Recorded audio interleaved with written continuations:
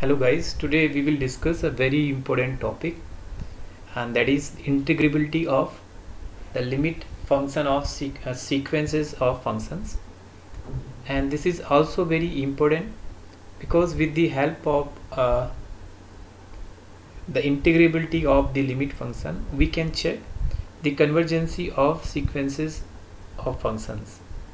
So our theorem is our first theorem is let f and x be a uniformly convergent sequence with uniform limit fx on closed interval ab, and let f and x is integrable for all n belongs to natural number. Then we have to prove that the limit function fx is itself integrable and its integration value is equal to limit of integration a to b f and x dx. So first of all, we have to prove that the limit function is integrable, and after that we will show that the integral value of fx is equal to the limit of integration a to b f and x dx. So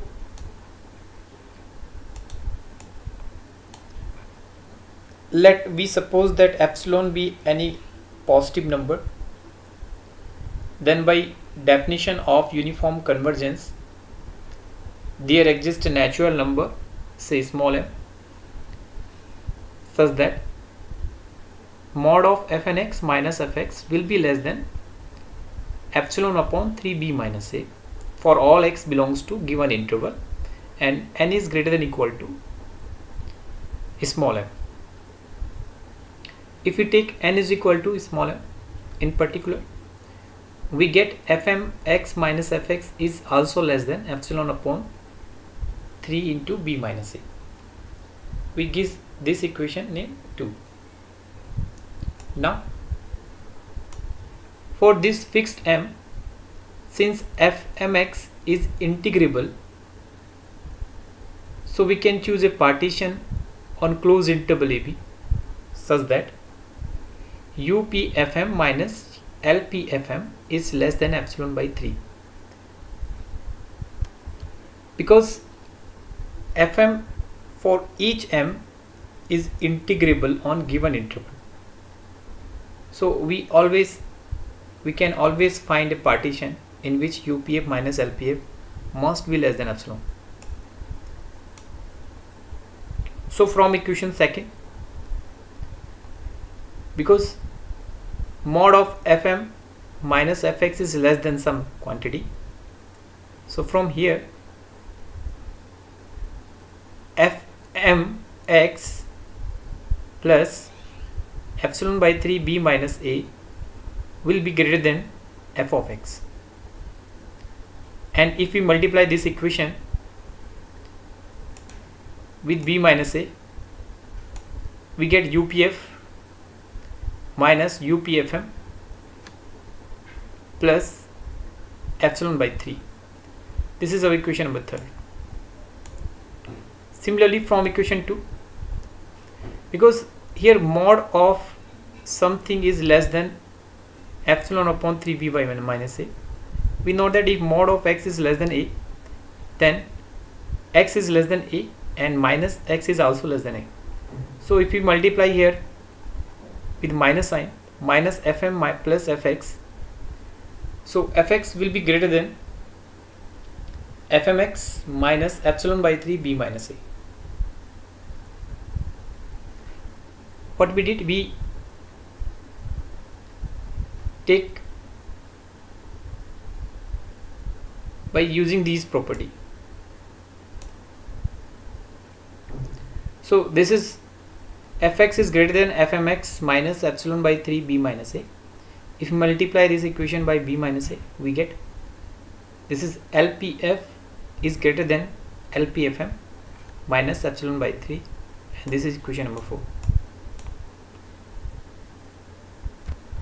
Now taking in view of equation number 2nd, 3rd and 4, we get UPF minus LPF is less than UPFM minus LPFM plus 2 epsilon by 3, and this gives us value epsilon. So this implies that fx is integrable on closed interval AB. Now we will proceed to prove that equation first is also true. So as fnx converges to fx uniformly on closed interval AB, therefore for each given epsilon greater than 0, there exists an integer belongs to Z such that mod of fnx minus fx is less than epsilon b minus a for all n greater than capital N and x belongs to closed interval AB. Then taking integration both sides, we get integration a to b ft dt minus integration a to b fn t dt is less than equal to integration a to x f minus fnx fn t dt, and we can move this modulus sign inside the integral, we get this value. And after, because mod f minus fnx maximum value is epsilon b minus a,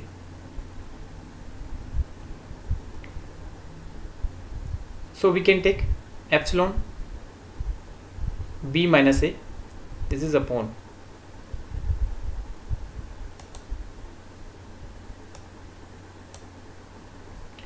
now integrating a to x dx, we get epsilon b minus a into x minus a, and this is equal to epsilon. So this implies that the integral fn t dt converges to integral a to x ft dt, because this inequality holds for all x belongs to given interval and for all n greater than some fixed natural number. So sequence of integral converges uniformly to integral a to x ft dt. Now using the previous theorem, we will check the convergency of sequence of function fnx is equal to nx e to the power nx square. So we have given fnx. First of all, we will find its limit function by taking limit n tends to infinity, and this gives us value 0. So here fx is equal to 0. Fx is equal to here 0. So when we integrate fx 0 to 1 dx, we get the value 0. Now we will integrate fnx from 0 to 1, put the value of fnx nx e to the power minus nx square.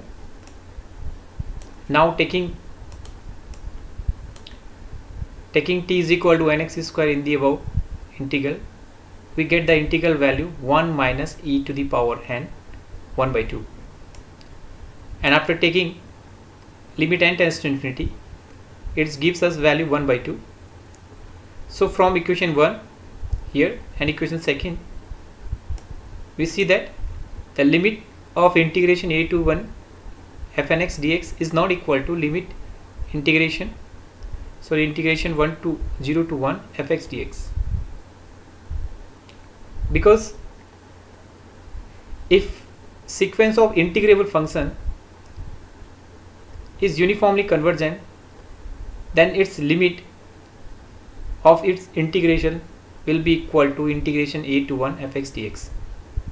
It follows that the sequence of integrable function is not uniformly convergent because its integral value is not equal to the integral of limit function.